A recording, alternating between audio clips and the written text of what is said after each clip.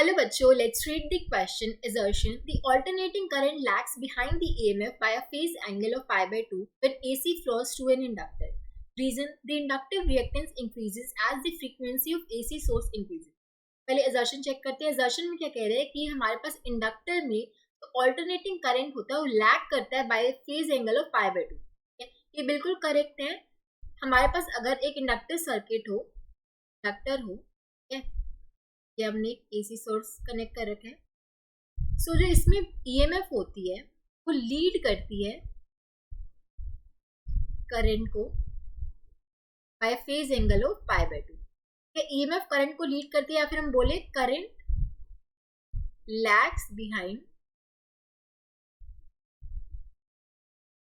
EMF by pi by 2. दोनों बात सही है. सो assertion बिल्कुल करेक्ट है.